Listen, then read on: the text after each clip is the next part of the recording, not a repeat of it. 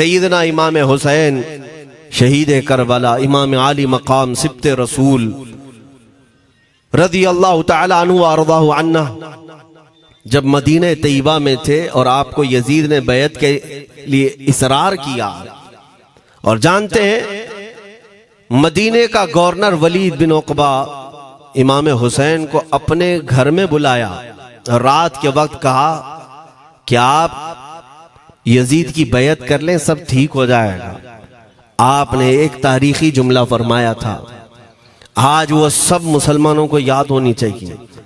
इमाम हुसैन ने ये नहीं कहा मैं हुसैन रसूलुल्लाह का नवासा यजीद की बैत करूंगा फासिक व फाजिर की, ये नहीं कहा आपने। तवज्जो चाहता हूं, आपने ये नहीं फरमाया, बल्कि ये फरमाया मुझ जैसा उस जैसे की बैत कैसे कर सकता है। ये क़यामत तक आने वालों के लिए मैसेज है, हुसैन जैसा कभी भी यजीद जैसे की बैत नहीं कर सकता, और ना ही वैसों की ताकत को वो मान सकता है। और अल्हम्दुलिल्लाह हमारी माओ ने बचपन से हमें हुसैन को ही सुनाया है, यजीद को नहीं।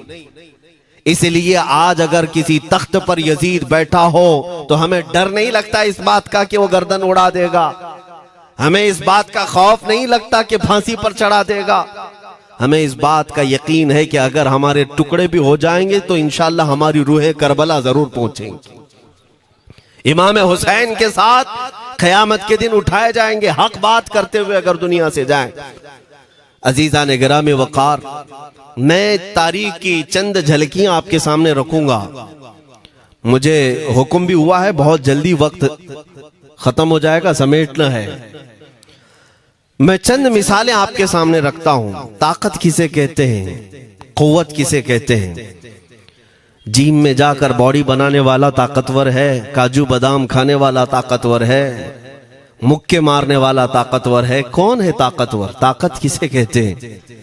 मेरे अजीजों, असल ताकत तो ये है कि तुम इस्तेमाल अपने हाथ पैर कुछ भी ना करो, लेकिन खलबली दूसरों में मची रहे। ये असल ताकत है, ये रब ताला की तरफ से दी हुई होती है इनाम में। वरना आप सोच सकते हैं कि हुसैन आजम के साथ जो लोग आए थे वो कुल काफिला कितना था। अलग अलग रिवायतें, इमाम हुसैन के साथ 135 लोग थे, बाज रिवायात में है 96 थे, 96 लोग थे, बाज रिवायत में 82 थे। शहीद होने वालों की तादाद 72 है। लेकिन इस बात पर अक्सर उलमा मुहद्दिसीन का ख्याल है कि 82 लोग थे, 82 लोग थे। 82 के मुकाबिल में कितने लोगों को आना चाहिए रास्ता रोकने के लिए? अगर किसी आम आदमी से भी पूछे तो डबल कर दो, ट्रिपल कर दो, 4 गुना ज्यादा कर दो। नहीं, 82 को रोकने के लिए पहले 1000 लोग आए, फिर वो 1000 के बाद 4000 प्लस आए, 5000 लोग सिर्फ 82 लोगों को रोकने के लिए आए रास्ता। फिर ये लोग 4 दिन तक रास्ता रोकते ही रहे, 5000 लोग मिलकर। 10वीं मुहर्रम होने से पहले पहले फिर तकरीबन 16000 लोग आए, यानी तकरीबन पूरे टोटल मिलाकर 22000 के करीब, 21000 समथिंग कुछ। 22000 की फौज क्या माने रखती है, किसको रोकने के लिए? 82 लोगों को। इसी से समझ में आता है असल ताकत किसे कहते हैं। ताकत इसी को कहते हैं कि उधर 3 दिन के भूखे और प्यासे हैं, उनके खीमों में साजो सामान भी नहीं, जंग के असबाब भी नहीं, और वो जंग की नीयत से भी नहीं गए। उसके बावजूद 22000 के सीनों में जो खलबली मची है, दुनिया इसी को समझ नहीं पा रही है। अगर दुनिया ये समझती है क्वांटिटी का नाम ताकत है तो हम उसको रद्द करते नहीं, क्वालिटी का नाम ताकत है। ईमान ये असल ताकत है। और एक तारीखी बात मैं आपके सामने रखता हूं। इमाम हुसैन का रास्ता रोकने के लिए सबसे पहले यजीद की फौज से जो शख्स आया था उसको हुर बिन यजीद कहते हैं।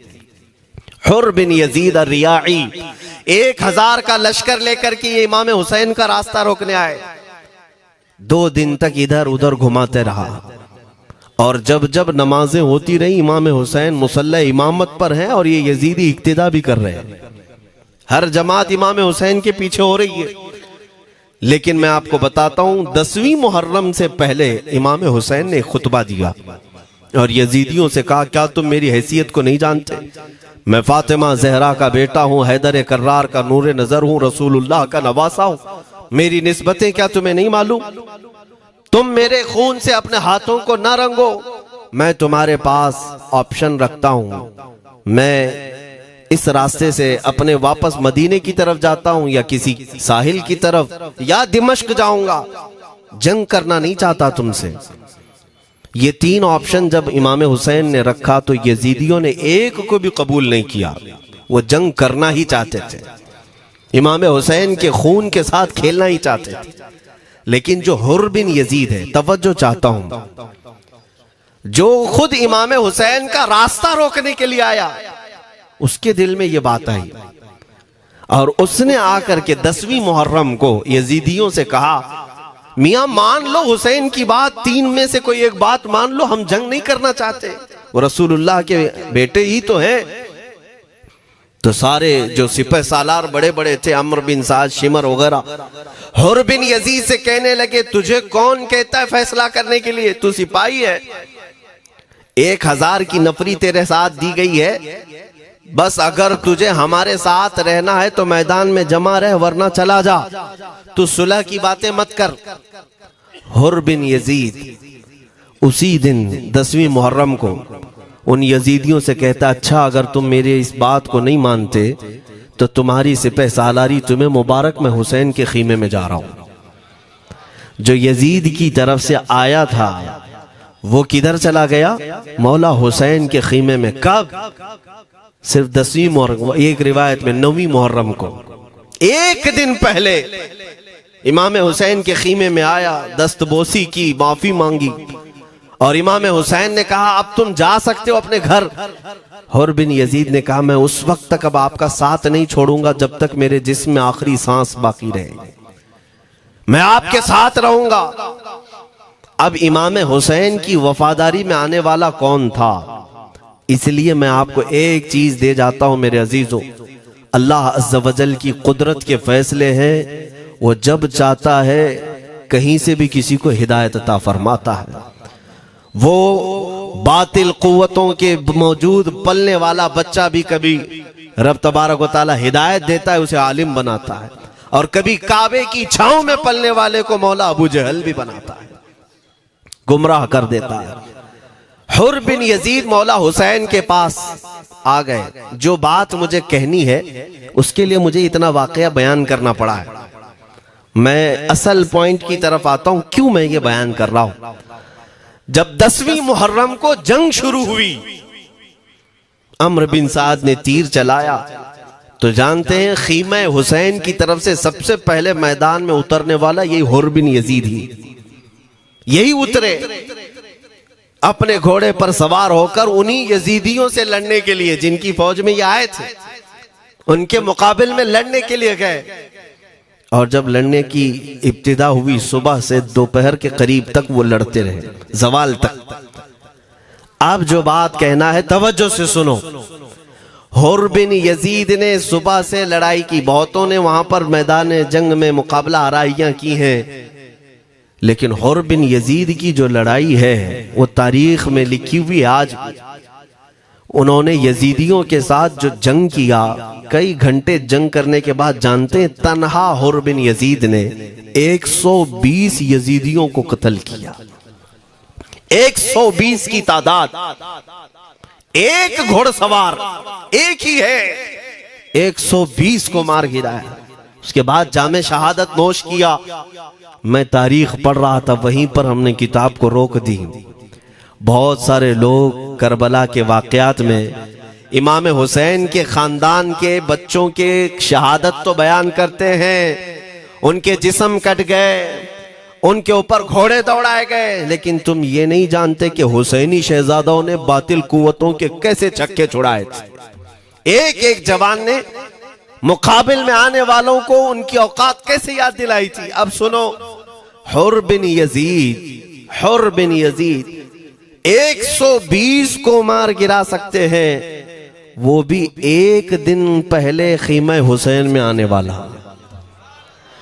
एक दिन पहले खीमा हुसैन में आने वाला। बात समझ में आ रही है? अभी जो एक दिन पहले खीमा हुसैन में आ जाए उसकी ताकत का हाल ये है, जो पैदाइशी हुसैनी हो उसकी ताकत का हाल क्या हो।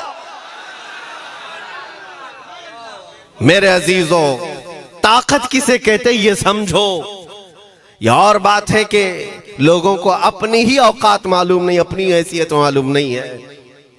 होता क्या है मैं आपको बताऊं। अल्लामा अब्दुल मुस्तफा आजमी साहब ने एक बड़ी प्यारी बात लिखी है। वो गुजरात के हालात बहुत अच्छी तरह से जानते थे। आपने एक बहुत अच्छी बात लिखी जो हमारे तमाम चीजों से या आज के जमाने में ये चीज मैच होती है। एक ताजिर तिजारत करने के लिए निकला, उसके पास कुछ कीमती हीरे थे, कीमती हीरे थे, और वो हीरों की तिजारत करता था। और एक चोर उसके पीछे पड़ गया, और वो चोर रोजाना वो चोरी करने के चक्कर में रहता था कि जब रात को ये ताजिर सोए तो मैं ये हीरे निकाल लूंगा। लेकिन 2-3 दिन जब जब वो ताजिर सोता था वो पूरे हीरे चेक करता था, कहीं नहीं मिलते थे। थक गया चोर। 3 दिन के बाद उस ताजिर को उसने पूछा, चोर ने कहा कि तुम हीरे रखते कहाँ हो? दिन भर तो तुम्हारे पास होते, रात में कहाँ जाते?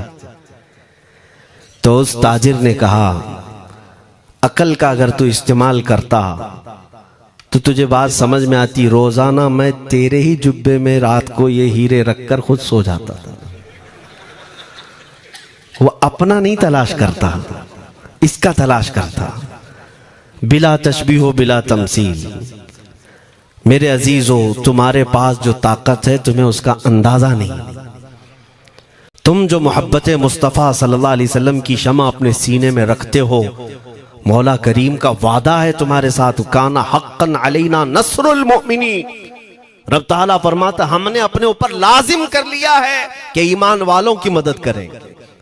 और हमने मदद देखी है, रब ताला की मदद देखी है। आज के इन हालात में मुझे बताओ, भौंकने वाले भौंक ही रहे हैं, बाकी तुम्हारा क्या बिगाड़ लिया, क्या तुम्हारा खराब किया? बस ये है कि तुम अपने अंदर खलबली मत मचाओ और ज्यादा खौफ और हिरास में मत जियो। अल्हम्दुलिल्लाह मुसलमान हैं, मोमिन हैं, किसी चोर कौम से तुम्हारा रिश्ता नहीं है। तुम दुनिया की उस अजीम कौम हो जो सिर्फ और सिर्फ अपने रब ताला के हुजूर झुकती है, और अपने रब तबारक व ताला के हुजूर ऐसे झुकती है। मैं चैलेंज के साथ कहता हूं, पूरी दुनिया में कोई कम्युनिटी, कोई कौम ऐसी नहीं है जो अपने खुदा को देखने के बाद ही झुकती है। जिसकी भी जाओ, उनके खुदाओं की तस्वीर वहां पर सामने होती तभी झुकते हैं। वो चाहे ईसाई हो, यहूदी हो, कोई भी हो, उन्होंने कोई ना कोई या मूर्ति बनाई है या तस्वीर बनाई है, तब वो झुकते हैं। तन्हा तुम ईमान वाले हो जो आज तक अपने खुदा को देखा नहीं लेकिन हर दिन सजदा करते हो, तुम्हारा ये ईमान है। और कुरान में शुरू में ही अल्लाह ताला ने जो तारीफ फरमाई सूरह बकरा में, युमिनून बिल गैब, अल्लाह फरमाता है ये वो लोग हैं जो गैब पर ईमान रखते हैं, देखा नहीं। और दुनिया में करोड़ों मस्जिदें होंगी, किसी मस्जिद में अल्लाह की तस्वीर है? किसी मस्जिद में? और या तुम्हें सलातो सलाम पढ़ने के लिए मेरे आका की तस्वीर देखने की जरूरत है? यही तो तुम्हारा ईमान है मेरे अजीजों। मेरे आका को हमने दिल में बसा रखा है, और जब हुजूर पाक की याद आई, बगैर तस्वीर देखे हम खड़े हो जाते हैं। और उनकी मोहब्बत वैसी होती है, हमें किसी तस्वीर और मूरत को देखने की जरूरत भी नहीं होती। तुम्हारी खुसूसियात बहुत हैं। अल्लाह रब्बुल इज्जत ने तुम्हारी पेशानियों को महफूज रखा है, किसी अहरे गैरे के सामने झुकने नहीं दिया। पेशानी मुकद्दस है तुम्हारी। हाँ, ये तो नहीं है कि तुम किसी दरख्त पर भी चले जाओ, पत्थर पर भी चले जाओ, चूहे पर भी झुक जाओ, सांप पर भी झुक जाओ, नहीं है। एक सहाबी हैं, ईमान लाने के बाद वो कहते हैं, या रसूल अल्लाह सल्लल्लाहु अलैहि वसल्लम, दो वाकयात ऐसे हैं जो ज़माने जहालत में हम करते थे। एक वाकया याद करता हूं तो रोना आता है और एक वाकया याद करता हूं तो हंसी आती है। हुजूर ने फरमाया वो दोनों क्या है बताओ। उन्होंने कहा पहला वाकया तो ये है जिसको याद करके रोता हूं कि जवानी में जब हमारे घर बेटी पैदा होती थी तो हम उसका गर्दन मरोड़ कर दफन कर देते थे। आज मुझे वो बात याद आती है तो रोना आता है कि हमने ऐसे कई बच्चियों को दफन कर दिया। अरब वाले दामाद बनाना नहीं चाहते थे और बेटियों को पहले ही मार देते थे। ये वो सहाबी कहते हैं अब याद आती है बात तो रोना आता है। मेरे आका सल्लल्लाहु अलैहि वसल्लम ने फरमाया फिर हंसी किस बात पर आती है। कहते हैं जमाने जहालत में हमारे खुदा जो होते जिनकी हम इबादत करते थे तो जब सफर में जाना होता था तो आटा गूंद करके खुदा बना लेते थे, क्योंकि सफर में जाना है और हर जगह उनको साथ में रखना था खुदा को। वो साहब ही कहते हैं सफर के खुदा और होते थे, हवा का अलग, पानी का अलग, मिट्टी का अलग, सब लेकर के चलते थे। फिर हुजूर ने फरमाया हंसी किस बात पर आती है। वो कहते हैं बीच रास्ते में अगर खाना खत्म हुआ तो कभी खुदा का हाथ तोड़ के खाते थे, कभी पैर तोड़ के खाते थे। अरे मेरे अजीजों 1400 साल बाद आज जब आप हंस रहे हैं उस सहाबी को तो इस बात पर हंसी आती होगी। मैं ये बात सिर्फ इसलिए अर्ज कर रहा हूं कि शुक्र मनाओ अल्लाह रब्बुल इज्जत का कि तुम्हें रब तबारक व तआला ने उस कौम में पैदा किया है जिसका माथा सिर्फ वहदहू ला शरीक की बारगाह में झुकती है। तुम ईमान वाले हो। और मैंने आयत यही तिलावत की खुतबे में, वला तहीनु वला तहज़नु व अंतुमुल अअलौना इन कुंतुम मुमिनीन। घबराओ मत, परेशान मत हो, तुम सबसे ज्यादा सरबुलंद रहोगे अगर तुम ईमान वाले हो। ये कुरान की आयत है। ईमान किसे कहते हैं? ईमान किसे कहते हैं? यानी अल्लाह ने फरमाया अगर तुम ईमान वाले हो तो सबसे ज्यादा कामयाब हो। अब हम पूछते हैं रसूल पाक से ईमान किसे कहते हैं? मेरे आका की जुबान से सुनो, ला युमिनु अहदुकुम हत्ता अकूना अहब्बा इलैहि मिन वालिदिही व वलदिही वन्नासी अजमईन। हजरत अनस से रिवायत है, हुजूर पाक सल्लल्लाहु अलैहि वसल्लम फरमाते हैं तुम में से उस वक्त तक कोई कामिल ईमान वाला नहीं हो सकता जब तक अपने वालिदैन, अपने बच्चे, अपने और सारे इंसानों से ज्यादा मैं उसके नजदीक महबूब ना बन जाऊं। हुजूर से कामिल मोहब्बत जब तक ना करोगे तब तक ईमान भी कामिल नहीं है।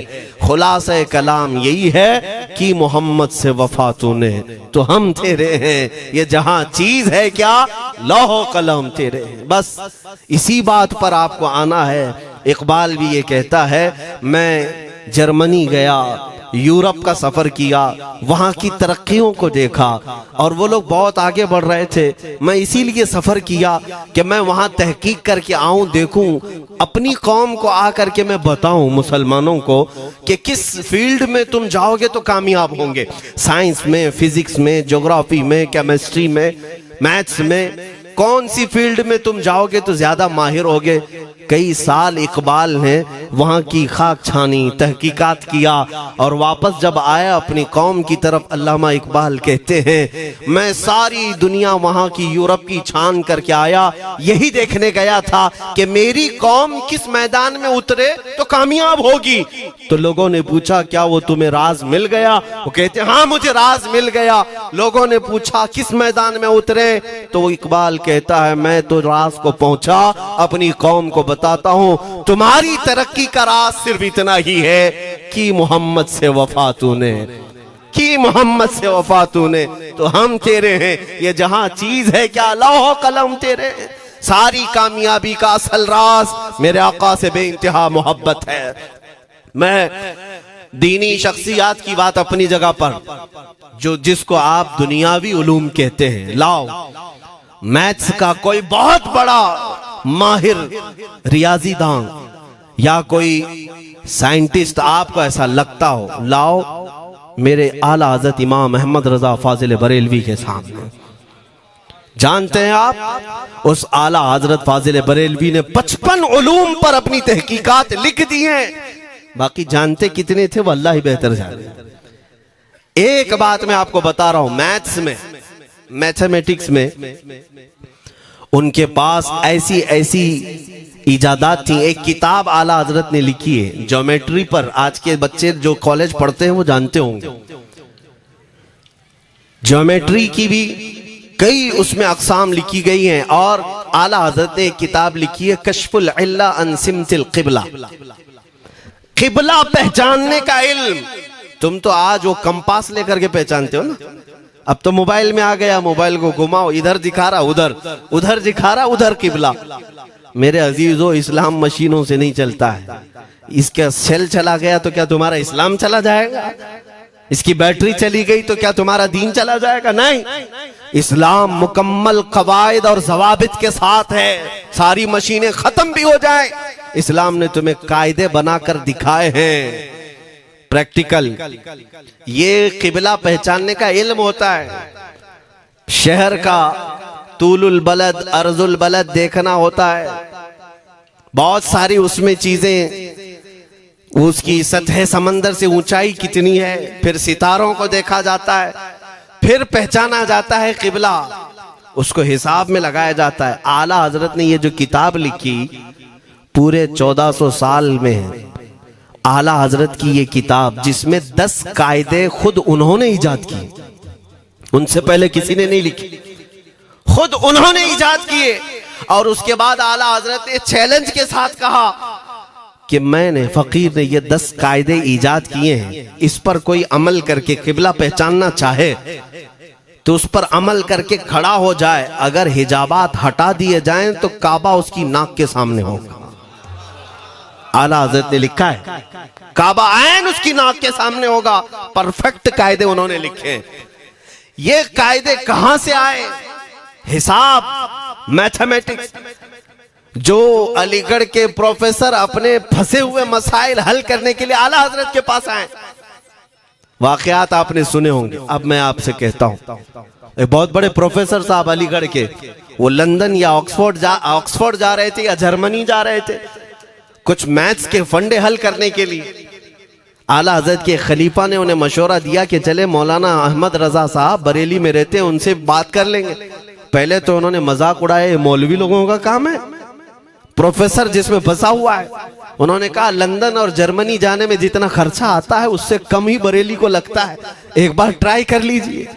वो आए आला हजरत के यहाँ, वो मौलाना सैयद सुलेमान साहब के कहने पर जब आला हजरत के पास आए, असर का वक्त था, अजान हो चुकी थी, आप मस्जिद की तरफ जा रहे थे। प्रोफेसर साहब से मुलाकात हुई। आला हजरत ने पूछा कैसे आना हुआ?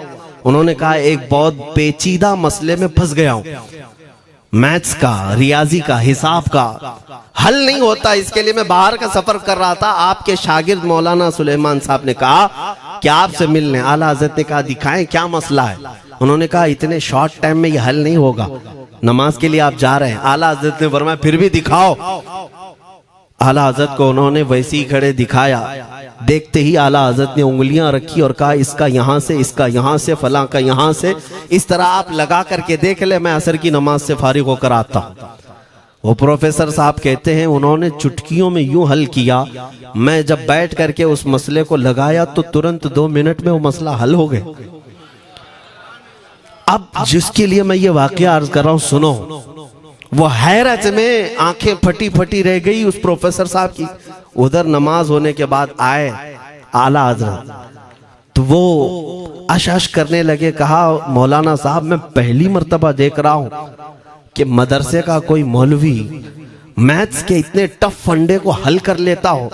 मौलाना ये तो बताएं ये रियाजी और ये मैथ्स के मसले आपने किससे सीखे? कौन है आपको? किस कॉलेज में, किस यूनिवर्सिटी से आपने सनद हासिल की है? यही मुझे कहना है मेरे से। अब आला हजरत का जवाब सुनो। कहते हैं जनाब मैंने अपने वालिद से सिर्फ प्लस माइनस और मल्टीपल के मसले सीखे, जमा, नफी और ज़रब हमारे वालिद साहब ने बस इतना ही सिखाया। और उस वक्त बचपन में मुझे मंतिक, फलसफा, ये सब किताबें पढ़ने का शौक था। मैं हिसाब के, ज्योमेट्री के ये किताबें लेकर बैठा। मेरे वालिद आए, देखा, पूछा अहमद रजा क्या पढ़ रहे हो? मैंने दिखाया ये मंतिक है, फलसफा है या हिसाब की किताबें हैं। मेरे वालिद ने वो किताबें अपने हाथ में ले ली और कहा, जा रसूलुल्लाह की हदीसें पढ़, सदक़े में सारे इल्म दे दिए जाएंगे। आला हज़रत फरमाते हैं, उसके बाद मैंने अपनी जिंदगी मेरे मुस्तफ़ा के कदमों में लगा दी। ये जो आप देख रहे हैं, ये मेरे मुस्तफ़ा के कदमों से छन कर मुझे मिला है। बस बात समझ जाओ, ताकत इसी को कहते हैं। नबी पाक सल्लल्लाहु ताला अलैहि वसल्लम से बेइंतहा मोहब्बत करने वाला वो दुनिया के किसी मैदान में भी तन्हा नहीं होता, तन्हा नहीं होता। अजीजा ने गिरामी वक़ार, मैं इस बात की तरफ आपको ले जाता हूँ। एक सहाबी हजरत सलमा बिन अकवा रदियल्लाहु ताला, इनको राजिलु रसूलिल्लाह कहा जाता है। हुजूर सल्लल्लाहु अलैहि वसल्लम के ऐसे सिपाही, जितने गज़वात में गए, जितनी जंगों में गए, कभी घोड़े पर नहीं बैठे, पैदल। और वह ऐसा पैदल चलते थे कि कोई घोड़ा भी उनके साथ नहीं पकड़ पाता उनको जब वो भागते थे। घोड़ा भी अपनी तेज रफ्तारी के बावजूद उन्हें नहीं पकड़ पाता। उनको लक़ब मिला था राजिलु रसूलिल्लाह, चल करके सफर करने वाला रसूलुल्लाह का सिपाही। एक बार ऐसा हुआ, एक बनु कार्रा का शख्स जिसका नाम अब्दुर्रहमान है, ये मुनाफिक था, खबीस था। इसने तकरीबन 400 लोगों को जमा किया, अपने हम मिजाज लोगों को, और मदीने पर रात के वक्त एक बगीचे पर हमला किया, पूरे बगीचे को आग लगा दिया। और उसके बाद फिर जो खजूरें थी वहां से सब लूट लिया, लूट करके अपने घोड़ों पर रख लिया और निकल पड़ा। उस वक्त सिवाय हजरत सलमा बिन अकवा के कोई नहीं था। उधर 400 लोग लूट मार कर रहे हैं और खजूरें जमा कर रहे हैं, और ये तन्हा साहबी। इस साहबी का हाल ये है, घोड़ा भी नहीं होता था कभी नहीं। अब इनको जलाल आया कि मेरे मुस्तफ़ा के शहर की एक खजूर भी मैं बाहर जाने नहीं दूंगा जो चोरी करके जा रहा है। उसके बाद आपने पीछा करना शुरू किया। और हकीकत देखें, आप जब हदीस पढ़ेंगे, आला हजरत ने अल मलफूज में भी इसको नकल फरमाया, जब तक मैं ये हदीस पढ़ रहा था इतनी हंसी भी आती है और उनकी इस बहादुरी पर दिल खिल जाता है और सीना चौड़ा होता है कि वो अकेले किस बात पर भाग रहे थे, उनके पीछे 400 लोगों के पीछे भाग रहे।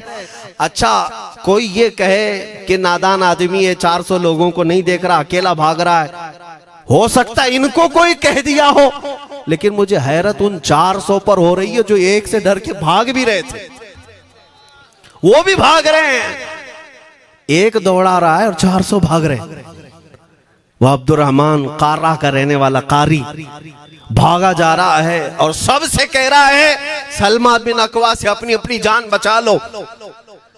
इसीलिए मैं कहता हूं ये बुज़दिल कौमें हैं, मेरे मुस्तफ़ा के गुलामों का मुकाबला करने की सकत नहीं रखती, जिसके सीने में इश्क़ मुस्तफ़ा हो। 400 भागते रहे और ये भगाते रहे बहुत दूर तक। जब हज़रत सलमा बिन अकवा भागते थे तो घोड़े भी पीछे पड़ जाते, और आप जैसे जैसे कोई घोड़सवार आता उसकी टांग पकड़कर खींचते और उसकी गर्दन पर पैर रखते, फिर आगे निकल पड़ते थे। न जाने कितनों को उन्होंने तन्हा अपने हाथों से गिराया, कोई मुकाबला करने को तैयार नहीं। गिराते भी हैं और उनकी गिरी हुई खजूरें जमा भी करते हैं कि मुझे मदीने वापस ले जाना है। उस सहाबी को मैं पढ़ता हूं, अजीजा ने गिरामी खजूरें जमा करते रहे और उन्हें भगाते रहे। आखिर में वो 10-10 की टुकड़ियों में बदल गए। वो अब्दुर्रहमान कार्रा का रहने वाला कहने लगा, एक साथ मत भागो, ये अकेले सबको भगा रहा है, 10 इधर जाओ, 10 उधर जाओ, 10 उधर जाओ। जालिमों, पलट कर मेरे मुस्तफ़ा के गुलाम का मुकाबला करके देखते हैं, लेकिन किसी से नहीं हुआ। वो पहाड़ की चोटियों में चले गए। हज़रत सलमा बिन अकवा पहाड़ पे भी चढ़ने लग गए। तो अब्दुर्रहमान कार्रा वो कहता है वहीं से चीख करके, सलमा बिन अकवा तुमको क्या चाहिए, क्यों पीछा कर रहे हो? कहा, मैं शहरे रसूल की एक खजूर भी जब तक तुम्हारे पास होगी पीछा करता रहूंगा। उसने वहीं से अपने सारे साथियों को पुकार कर कहा, सारे लोग खजूरें फेंक दो, अपनी जान बचा लो। सबों ने खजूरें दे दी। हज़रत सलमा बिन अकवा पूरी खजूरें जमा की है, कितनों को रोनते हुए वापस आने लगे। जानते हैं, एक सहाबी और है हज़रत अबू क़तादा, जिनको फारिसु रसूलिल्लाह कहा जाता है। उनका घोड़ा दौड़ता हुआ उनको दौड़ाता हुआ हजरत अबू कुतादा उस पर हैं और 10 लोग और साथ हैं। वो हजरत सलमा बिन अकवा की मदद के लिए आ गए। जब वो आए तो ये अक्सर को तो गिरा चुके थे, खजूरें ले भी चुके थे। हजरत अबू कुतादा 10 सहाबा के साथ जब आए, हजरत सलमा बिन अकवा की और मदद हो गई। अब ये मदीने आने लगे तो तवज्जो चाहता हूं। हजरत सलमा बिन अकवा ने पूछा, मैं तो अकेला दौड़ा रहा था, कोई मुझे न देखा था, ना ये वाकई की किसी को खबर थी, तुम यहां तक कैसे आए? तुमको किसने भेजा मेरी मदद के लिए? मुसलमानों याद रखो, मेरे मुस्तफा की वफादारी में जब कोई निकलता है तो कहां से मदद आती है अंदाजा भी नहीं होता। हजरत सलमा बिन अकवा ने उनसे पूछा, अबू कुतादा से, तुम आए कैसे? हजरत अबू कुतादा ने जो जवाब दिया वो और ताज्जुब का था। कहा, हमने नहीं देखा, हमको मालूम भी नहीं तुम किसके साथ गए हो, हमें ये वाकया भी नहीं मालूम, लेकिन हम अपने खीमे में बैठे थे, हमारा ये घोड़ा दौड़ता हुआ है, ये घोड़ा दौड़ता हुआ आया और दोनों पैर बार बार उठा करके हिनहिनाने लगा। मेरा घोड़ा ऐसा कभी करता नहीं, वो जिहाद में जाने वाला घोड़ा है, फरमाबरदार है। अबू कुतादा ने उसको सहलाया लेकिन फिर भी वो खामोश नहीं हुआ। हजरत अबू कुतादा कहते, मैं पहचान लिया, वो अपनी पीठ पर मुझे सवार करना चाहता है। मैं इसकी पीठ पर बैठ गया। मेरे साथी भी ताज्जुब में थे, इतनी वक्त गुजर जाने के बाद घोड़े को न भूख लगी है न प्यास लगी है, ये कहां ले जा रहा है? अबू कुतादा कहते, ये घोड़ा है जो तुझ तक हम सबको ले आया है। हजरत सलमा बिन अकवा ने कहा, हाँ मुझे याद है, जब मैं उन 400 को दौड़ा रहा था तो तुम्हारा घोड़ा मुझे देख रहा था। पता ये चला दुनिया का हर जानवर भी मेरे मुस्तफा का वफादार है। अगर तुम नबी पाक सल्लल्लाहु अलैहि वसल्लम की इज्जत व हुर्मत के लिए उठते हो तो चूंटियां अपने सुराख में तुम्हारे लिए दुआ में मशगूल हो जाती हैं, मछलियां पानी में तुम्हारे लिए दुआएं करती हैं। अजीज़ान गिरामी वक़ार, आज मैं अपने जुमलों को समेटते हुए ये बात कहता हूँ, धोराजी की सरजमीन मैंने कभी सुना नहीं या कभी आपसे मुलाकात नहीं की, लेकिन इतना बड़ा मजमा हमें जो सुनने के लिए बैठा है, लोग मुसाफे के लिए आए, फूल हार पेश किए, टूट पड़ते हैं मुलाकातों के लिए। मैं अक्सर जलसों में भी और अपने प्रोग्रामों में ये कहता हूँ, मुझे जो आप इज्जत की निगाह से देखते हैं या मिलना चाहते हैं या देखना चाहते हैं या सुनना चाहते हैं, तो वो इसलिए नहीं है कि किसी बाप का, बड़े बाप का बेटा है या किसी सियासी पार्टी का नेता है। आपकी जो मोहब्बत है वो सिर्फ इसलिए है, ये नाज ये अंदाज हमारे नहीं होते, झोली में अगर टुकड़े तुम्हारे नहीं होते, या रसूल अल्लाह, जब तक के मदीने से इशारे नहीं होते, रोशन मेरी किस्मत के सितारे नहीं होते। जो कुछ भी इज्जत मिली है हमें आज, वो किसी और सलाहियत की वजह से नहीं। साफ मैं बता देता हूं, मैं मुकर्रिर आदमी नहीं, मैं खतीब आदमी नहीं, मैं वो शोलाबार मुकर्रिर नहीं हूं कि जिनकी तकरीरों से लोग बहुत ज्यादा नफा उठाते हो। मैं तो तालिब इल्म आदमी हूं। मेरे आका सल्लल्लाहु ताला अलैहि वसल्लम के लिए इतनी वफा करना जानता हूं कि मैंने यह अहद कर लिया है, मेरे जिस्म में जब तक खून बाकी रहेगा, एक भी सालिम कुत्ता मेरे आका की तरफ उंगली भी उठाए, हम अपनी गर्दन भी निछावर करने को तैयार रहेंगे। मेरे आका सल्लल्लाहु ताला अलैहि वसल्लम के लिए कुर्बानी का जज्बा है, इसलिए मेरे आका ने ये इज्जत अता की है। फिर मुझे ये कहने का हक भी है, जब तक बिके न थे तो कोई पूछता न था, या रसूल अल्लाह तुमने खरीद कर हमें अनमोल कर दिया।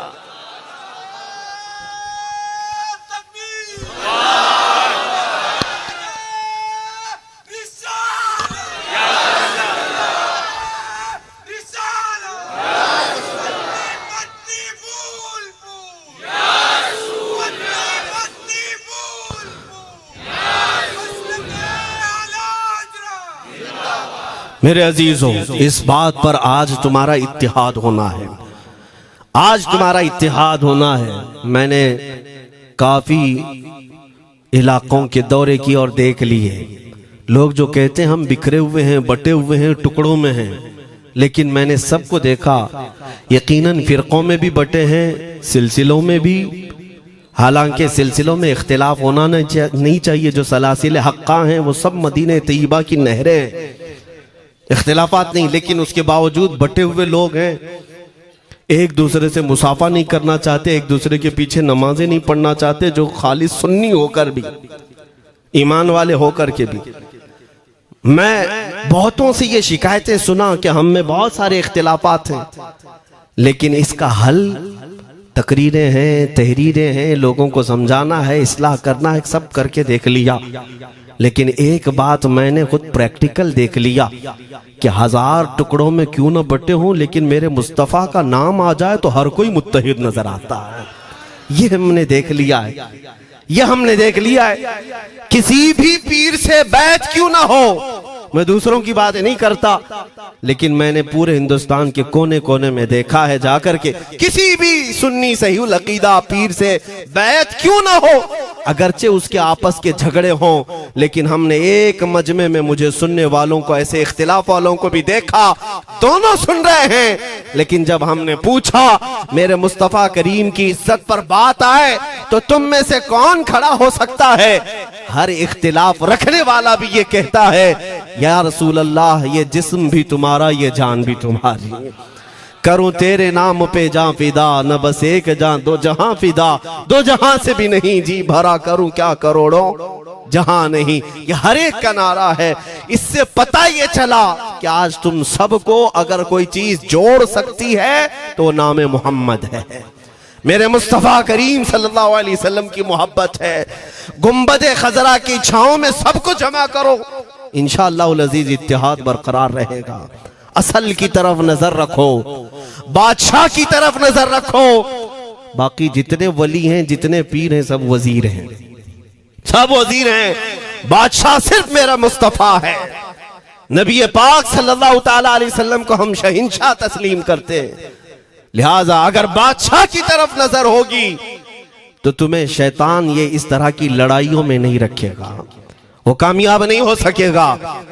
तुम सबका मिशन अगर मेरे मुस्तफ़ा की इज्जत और उनकी नामूस हो जाए, हुजूर अकरम सल्लल्लाहु ताला अलैहि वसल्लम की तरफ हमने देखा है बड़े बड़े इख्तिलाफात खत्म हो जाते हैं। हजरत अबू ज़र ग़िफ़ारी, हजरत बिलाल हबशी, दोनों में झगड़ा हो गया था, तकरार हुई।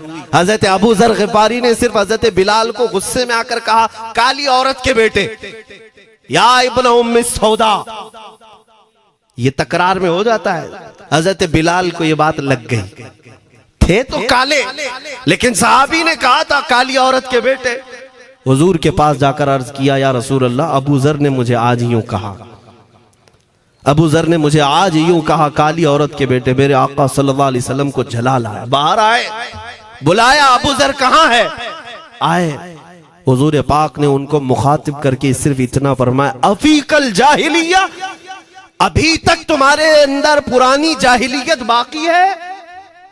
3 बार पूछा और उसके बाद मेरे आका चले गए, कुछ नहीं फरमाया। पुराने जमाने की काफिरों की जाहिलियत अभी बाकी है, जो माँ के नाम से लोगों को गालियां देते या पुकारते थे। हजरत अबू ज़र ग़िफ़ारी को इतनी बात लग गई कि मेरे आका मुझसे रूठ गए, मेरे आका के दिल पर यह बात लग गई। तो उन्होंने ये नहीं किया कि देखा जाएगा बाद में क्या होगा, नहीं, सीधे मस्जिद नबवी में हजरत बिलाल को ढूंढने के लिए आए। कहाँ है? हजरत बिलाल मिल गए तो उनका हाथ पकड़ करके लाए। अबू ज़र ग़िफ़ारी जमीन पर लेट गए, सो गए। कहा है बिलाल, मुझे माफ कर दे, मैंने तुझे सख्त जुमला कहा, मुझे माफ कर दे। हजरत बिलाल ने कहा, ठीक है, मैंने माफ कर दिया, हो गई बात। लेकिन हजरत अबू ज़र ग़िफ़ारी ने कहा, नहीं, मेरा दिल इस पर सुकून नहीं मानेगा। एक काम करो ए बिलाल, तुम अपना ये पैर मेरे चेहरे पर रगड़ो, ये तुम्हारा तलवा जिसको मैंने काला कहा था, उसी तलवे से मेरे चेहरे पर तुम रगड़ो, ताकि मुझे मेरी हैसियत पता चल जाए। हजरत बिलाल क्या उनकी बात पर अपना पांव उनके चेहरे पर रगड़ देते? दोनों हाथों से उनको जमीन पर उठाया और सीने से सीना लगाया। कहा है अबू ज़र, कैसी बात करते हो? जिस आका के तुम गुलाम हो, उसी आका का मैं भी गुलाम। मैंने ये तारीख में पढ़ा है, अगर सख्तियों को कोई चीज जोड़ सकती है तो वो मेरे आका की मोहब्बत है और मुस्तफा करीम की मोहब्बत है।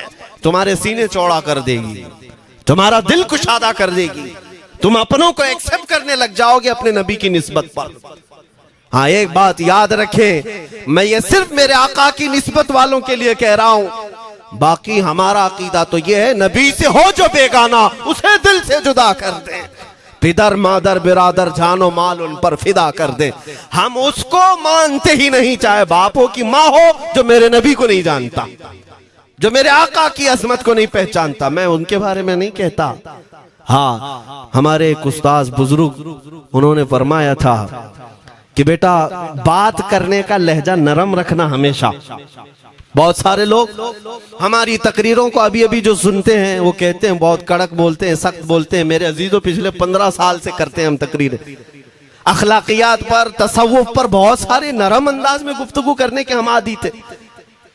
वो सब नहीं देखते, लेकिन जहां हम थोड़ा सा चीखते हैं या गरज के साथ बोलते हैं, वो बहुत जल्दी किसी को लगती है और कहते हैं आप बहुत कड़क लहजे में कहते हो।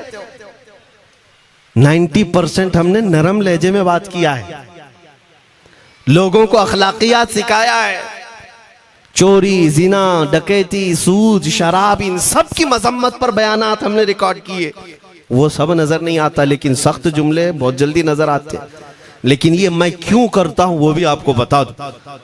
हमारे एक बुजुर्ग उस्ताद ने फरमाया, कहा कि बेटा नरम गुफ्तगू करने की आदत रखना, इसलिए कि मेरे आका सल्लल्लाहु अलैहि वसल्लम की सुन्नत है नरमी से कलाम करना।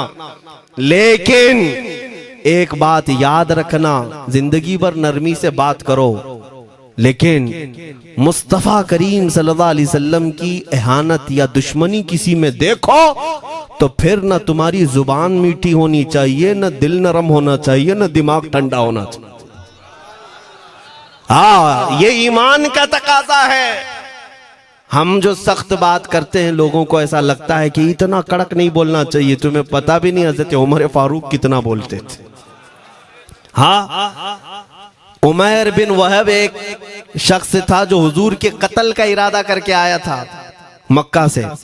सफवान नाम का एक और शख्स, उमैर नाम के 2 लोग हतीम काबा में बैठकर मीटिंग करके आए, क्योंकि सफवान का बाप जंग बदर में मारा गया था, उमैर का बेटा जंग में कैदी होकर हुजूर के पास कैद था। दोनों का प्रॉब्लम सेम था। दोनों लोग हतीम काबा में बैठ करके फैसला करते हैं। सफवान ने कहा मैं तुझे बहुत पैसे दूंगा, एक तलवार को जहर में बुझा कर जाओ मदीने और मोहम्मद का कत्ल करके आओ सल्लल्लाहु अलैहि वसल्लम। उमैर बिन वहब तलवार छुपा करके मदीने आया, लेकिन जिस वक्त वो आया, हजरत उमर फारूक चंद सहाबा के साथ मस्जिद नबवी के बाहर खड़े थे। देखते ही उसकी गर्दन में जो है ये गमछा डाला, रुमाल, और कहा खुदू हादल कल, पकड़ो इस कुत्ते को। ये हजरत उमर की जुबान से निकलेंगे, कहते हैं पकड़ो इस कुत्ते को। यही वो है जो बद्र के अंदर, मैदान बद्र में मक्का वालों को भड़का रहा था जंग पर हुजूर के खिलाफ। यहाँ मदीने में आया है, पकड़ो इसको। हजरत उमर बाहर ही सब कर देते, लेकिन कहा कि मैं हुजूर से पूछ के आता हूँ इसका करना क्या है। मेरे आका के पास गए, कहा या रसूल अल्लाह, वो शैतान कुरैश आया है, कुरैश का शैतान आया है उमैर बिन वहब, और मुझे लगता है वो बुरी नीयत से आया है। हजरत उमर पहले ही भांप रहे हैं, मुझे लगता है वो बुरी नीयत से आया है, क्या करना है आप हुक्म फरमाए। मेरे आका ने फरमाया उमर उसको अंदर ले आओ। उमैर बिन वहब को वैसी गर्दन में वो गमछा डाल के घुमा के अंदर ले आए मस्जिद नबवी में। हुजूर ने पूछा, हजरत उमर से कहा छोड़ दो। जब अंदर आया तो पूछा हुजूर ने, क्यों आए उमैर? अब वो झूठ बोलने लगा, कहा मेरा बेटा आपके पास कैदी है, खैर खैरियत पूछने के लिए आया, और क्या है। मेरे आका ने फरमाया सच सच बताओ क्यों आए हो। उसने फिर कहा मैं अपने बेटे की खैरियत मालूम करने आया हूं, और क्यों आया हूं। हुजूर ने फरमाया खैरियत मालूम करने आए तो तलवार लेके क्यों आए हो। उसने तलवार दिखाने के लिए फेंक दिया, कहा इस तलवार का क्या होना है। तलवार तो हमारे पास बद्र में भी थी, लेकिन पता आप ही के साथ थी। बड़ी बड़ी बातें करने लगा। मेरे आका को जलाल आया और कहा उमैर वो बात क्यों नहीं बोलते जो तुम सफवान के साथ काबा के हतीम में बैठकर करके आए हो। मदीने में बैठा रसूल खाने काबा में होने वाली गुफ्तगू को सुन रहा है। दूर और नजदीक के सुनने वाले वो काने लाले करामत पे लाखों सलाम। ये हदीस मौजूद है, सही हदीस है। इसी हदीस के तर्जुमानी करते हुए हम तो ये अकीदा रख ही सकते हैं ना, हम यहाँ से पुकारें वो वहां से सुने, मुस्तफा की समाअत पे। हाँ, ये अकीदा बरेली वाले का जो है वो अपने पेट का अकीदा नहीं, ये सहाबा का अकीदा है। मेरे अजीजों, जब मेरे आका ने फरमाया वो बात बताओ जो हतीम काबा में करके आए हो, अब थर थर थर कांपने लग गया। इससे इस रसूल से क्या छुपाएं जो हतीम काबा में तन्हाई में होने वाली मीटिंग को भी जानता हो। कहा अब मैं क्या बताऊं जब आपको सब मालूम है। अब मैं जो कहना चाहता हूं वो ये है, अशहदु अन्नका मुहम्मदन रसूलुल्लाह, मैं गवाही देता हूं कि आप मोहम्मद अल्लाह के रसूल हैं सल्लल्लाहु अलैहि वसल्लम। ईमान ले आए। अब सुनिए मेरे अजीजों, ईमान लाने के बाद हुजूर पाक सल्लल्लाहु अलैहि वसल्लम ने तलकीन फरमाई कि अब इस्लाम पर कायम रहो, ईमान पर बरकरार रहो। कत्ल करने के लिए आया, मेरे मुस्तफ़ा का गुलाम बन गए। अब उसके बाद हजरत उमर क्या कहते हैं, हजरत उमर जो गमछा गले में डाल के अंदर लाए थे, अब गले में हाथ डालकर बाहर ले जाते हैं। और बाहर जो साथी खड़े थे उन सबको मुखातिब करके कहते हैं, लोगों सुनो। हजरत उमर के अल्फाज सुने, कहते हैं थोड़ी देर पहले ये जो शख्स तुम देख रहे हो, मुझे खिंजीर इससे अच्छा लगता था। अल्लाह, ये लफ्ज भी है, वल्लाही इन्नी लअहब्बु खिंजीरन मिन हाज़ा। कहते हैं कि इससे बेहतर मैं खिंजीर को समझता था क्योंकि ये दुश्मन रसूल था। लेकिन अब सुनो ऐ लोगों, अब मेरे सगे बेटे से ज्यादा मुझको ये अजीज है, इसलिए कि मेरे आका का गुलाम। यही ईमान है, यही ईमान है। अजीजान गिरामी, खुलासा कलाम मेरी बात का यही है, मोहम्मद की मोहब्बत दीन हक की शर्त अव्वल है। इसी में हो अगर खामी तो सब कुछ नामुकम्मल है। इकबाल ने क्या खूब कहा था, अगर पहचानना हो तो मेरे अजीज़ों पहचानो, तुम मेरे आका सल्लल्लाहु अलैहि वसल्लम के कदमों तक अगर पहुंच गए तो यही दीन है। बमुस्तफ़ा बरसा खैश के दी हमाउस, गर्ब उन रसीदी तमाम बुल हबीस। अपने आप को हुजूर तक पहुंचा दो, इसी का नाम दीन है। और अगर वहां तक नहीं पहुंच सके, जिंदगी पूरी अबू लहब की तरह है। हो ना ये फूल तो बुलबुल का तरन्नुम भी ना हो, चमने दहर में कलियों का तबस्सुम भी ना हो ना ये साकी तो मैं भी ना हो, खुम भी ना हो, बस में तौहीद दुनिया में ना हो, तुम भी ना हो। या रसूल अल्लाह, खीमा अफलाक का इस्तादा उसी नाम से है, नबज़ हस्ती तपश आमादा उसी नाम से है। दश्त में दामने कोहसार में मैदान में है, बहर में मौज की आगोश में तूफान में है, चीन के शहर मराकश के बयाबान में है, और पोशीदा हर मुसलमान के ईमान में है। वो मेरे आका की जात ही है, हर जगह है, और उसी की तरफ हमें सबको मुतवज्जे होने की आज जरूरत है। ताकत किसका नाम है, मैंने शुरू इसी बात से किया था, इसी पर खत्म करता हूं। ताकत और कुव्वत सिर्फ बॉडी बनाने को नहीं कहते, ताकत और कुव्वत सिर्फ और सिर्फ काजू बादाम खाने को नहीं कहते।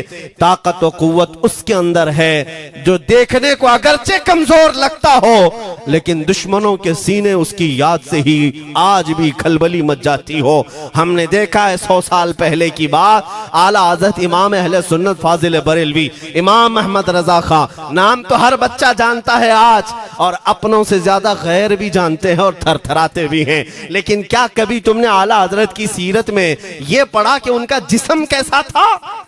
उनका जिस्म कैसा था? बहुत लहीम शहीम, चौड़े सीने वाले, बड़े बाल वाले, ऊंचे चेहरे वाले?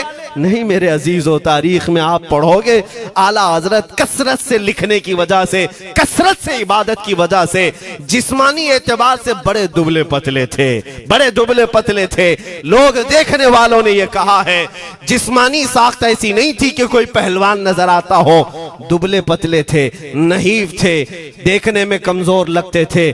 लेकिन मजाल है जब वो आशिक रसूल का कलम चलता था, कलम चलता था, और वो भी यूं पुकार कर कहता था, ये रजा के नेज़े की मार है, क्यादू के सीने में गार है, किसे चारा जोई का वार है, कि ये वार वार से पार है। और फिर उन काफिरों को कहा था उस इमाम अहले सुन्नत ने, किल के रजा है खंजरे खूंखार बरकबार। ये कोई दावा नहीं कर सकता आज। किल्क किसको कहते हैं समझा भी देता हूं मैं आपको। किल के रजा, आला हज़रत अपने कलम को कह रहे हैं, किल्क मतलब कलम, रजा का कलम कैसा है? खंजरे खून खार बरकबार, यानी खून पीने वाला खंजर और चमक पैदा करने वाली जो बिजली होती है। आला हज़रत बड़े नरम दिल भी थे, रहम दिल भी थे। अपनों को जब नवाजते थे तो बेहिसाब नवाजते थे। आजिजी ऐसी कि बच्चों से भी माफी मांगते, आजिजी ऐसी। और अपने पीर खाने पर जाने की बात आए तो चप्पलें कितनी दूर छोड़ जाए, गुरूर और घमंड की बात नहीं। लेकिन जब मेरे मुस्तफा के दुश्मनों से मुकाबले की बात आती तो यूं कहते, तुम क्या समझते हो किल के रजा है खंजरे खूंखार बरकबार, आदा से कह दो खैर मनाए न शर करे। ये बात ईमान के तकाजे की है। मैं आज हर आलिम से मिंबर पर बैठे हुए और हर मोमिन से यही कहना चाहता हूं, जो मेरे मुस्तफा की इज्जत की बात आए सर चढ़कर बोलना सीख जाओ। मेरे आका ने फरमाया है, जालिम और जाबिर बादशाह के सामने हक बात का ऐलान करना सबसे अफजल जिहाद है। और ये तो कर ही सकते हो। उन पाखंडियों को लफ्ज़े जिहाद से भी डर लगता है और लफ्ज़े जिहाद पर ही बड़ा प्रोपेगेंडा करते हैं। मुझे इस बात का कोई खौफ नहीं। हाँ, लोग ये कहते हैं मौलाना जिहाद के लफ्ज पर थोड़ा साइड होकर के बात कर लेते हैं। तुम बुज़दिल क्यों बने जा रहे हो? लफ्ज़े जिहाद एक पाकीज़ा लफ्ज है, मुकद्दस लफ्ज है। इस लफ्ज को अगर निकाल दिया तो मेरे आका की आधी सीरत खत्म हो जाएगी। कैसे बताओगे नबी पाक की सीरत? बदर को क्या कहोगे? तकरार हुई थी। खंदक, ओहद, तबूक, खैबर, ताइफ, ये सब को क्या कहोगे? तकरार हुई थी। जिहाद लफ्ज है, सेल्फ डिफेंस का नाम है। इतना हक तो हर एक को है मेरे अजीजों। लेकिन ये तो आज मैं ये बात भी नहीं कर रहा हूं तुमको तलवार उठाओ, बंदूक उठाओ, गोली मारो, बंदूक से लो, ये सब बातें तो हम करते भी नहीं, हमें जरूरत भी नहीं। लेकिन हमें पता है हमारे अल्फाज ही काफी हैं। मेरे आका सल्लल्लाहु ताला अलैहि वसल्लम की मोहब्बत जिसके सीने में हो, मेरे आका ने जब ये फरमाया है कि हक बात का ऐलान करना सबसे अफजल जिहाद है, तो इस पर तो हर कोई आज अमल कर सकता है। हक बात कहो, मिंबरों से कहो। और ट्रस्टियों से भी कहता हूं, उलमा को कहने की आजादी भी दो कि वो बुज़दिल न बनाए, खौफ न रख रजा जरा, तू तो है अब्दे मुस्तफा। एक बात समझ करके चले, हम मुल्क के खिलाफ, कानून के खिलाफ नहीं बोलना चाहते। मुल्क हमारा भी है, देश हमारा भी है, और यहाँ के कवानीन जिस पर हम अमल कर रहे हैं, खुशी से अमल कर रहे हैं। लेकिन इन जालिमों ने क्या बना दिया है, इनके नजदीक देश पूरा मोदी है। हाँ, इन साहब के बारे में मत बोलो, वो देश है। कल को अगर नहीं रहे तो देश चला जाएगा।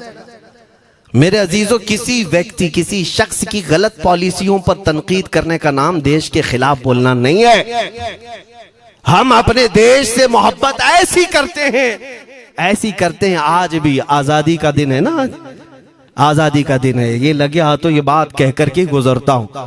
आज भी जा करके देखें, इंडिया गेट पर सबसे ज्यादा शहीदों के नाम जो लिखे गए हैं वो मुसलमानों के हैं। इनको क्या पता है 1857 से जो अंग्रेजों के खिलाफ लड़ रहे थे, ये लड़ रहे थे।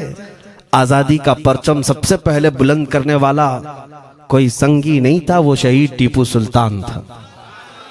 सबसे पहले तोपमैन हिंदुस्तान का, अंग्रेजों के खिलाफ आवाज बुलंद करने वाला। पूरे अंग्रेज उसके खिलाफ खड़े थे।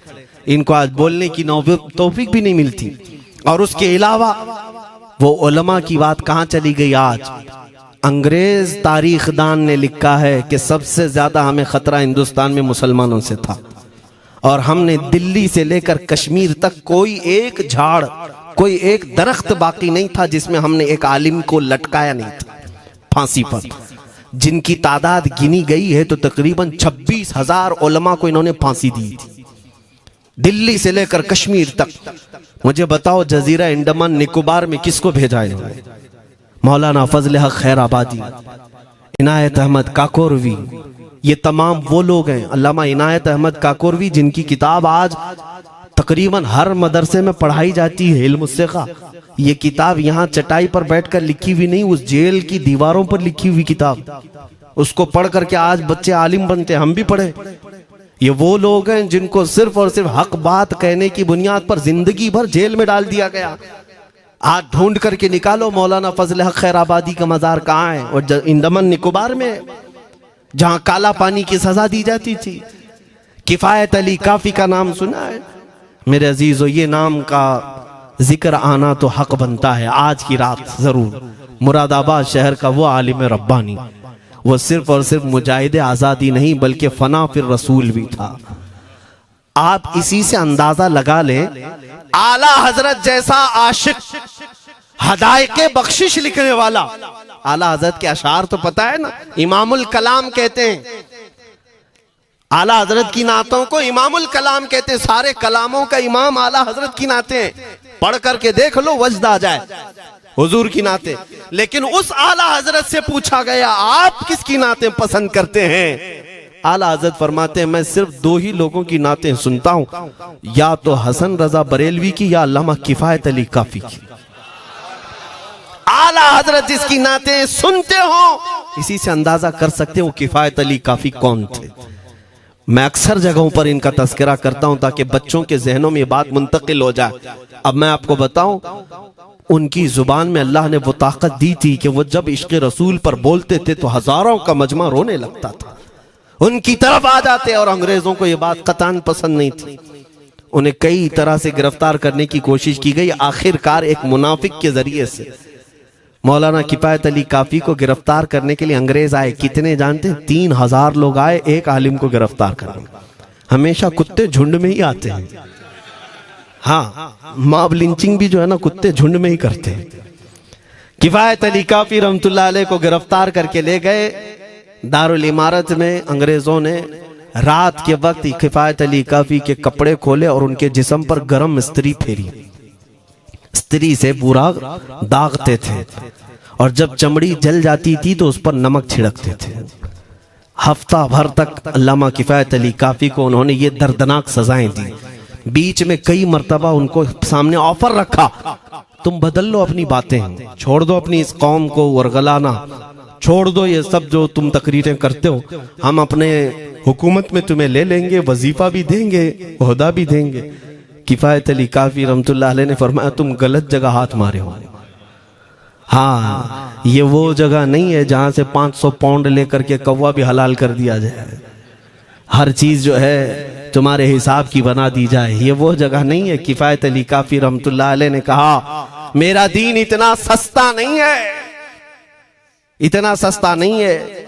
उसके बाद उन्होंने कहा, तो फिर तुम मरने के लिए तैयार रहो। कहा, खुशी से। 8 दिन के बाद उनको एक चौराहे पर ले जाकर फांसी का फंदा लगाया गया और पूरे मजमे में आपको फांसी के लिए चढ़ाया गया। अंग्रेजों ने पूछा था, कोई आखिरी वसीयत है तुम्हारी, कोई आखिरी ख्वाहिश है तो बता दो लोगों में। फांसी पर चढ़ने वाला ये कहता होगा, मेरी बीवी से मिल लूं, बच्चों से मिल लूं, जायदाद प्रॉपर्टी की वसीयत कर दूं, मेरे बाद कौन बैठेगा वो कह दूं। लेकिन किफायत अली काफी की बात पर कुर्बान जाओ। उस भरे मजमे में कहते, हाँ मेरी आखिरी ख्वाहिश एक ही है, एक बार नाते रसूल पढ़ लूं। अल्लाह अल्लाह, एक बार नाते रसूल पढ़ लूं। उन्होंने कहा, ठीक है, तुम्हारी इस ख्वाहिश का हम अदब करते हैं, कर लो। किफायत अली काफी रहमतुल्लाह अलैह फांसी के फंदे पर चढ़ने से पहले क्या मगन होकर के गुनगुना रहे थे। यूं कह रहे थे, कोई गुल बाकी रहेगा न चमन रह जाएगा, पर रसूलुल्लाह का दीने हसन रह जाएगा। अतलसो कम ख्वाब की पोशाक पे नाजा न हो, इस तने बे जान पर खाकी कफन रह जाएगा। सब फना हो जाएंगे हश्र तक काफी, वो लेकिन नाम हजरत का जुबानों पर सुखन रह जाएगा। ये नाते पाक गुनगुनाते हुए चढ़ गए फांसी के फंदे पर। लोगों ने देखा, फांसी तो लगी लेकिन लबों पर उसी तरह की मुस्कुराहट थी। क्यों? ये राज है मेरे अजीजों, मरने वाला ही जानता है। फंदा बाद में लगता है, आमिना का लाल पहले तशरीफ लाता है। मौत का दर्द उसे क्या होगा जो जमाले मुस्तफा देख रहा हो, मेरे आका सल्लल्लाहु ताला अलैहि वसल्लम की तरफ महव हो।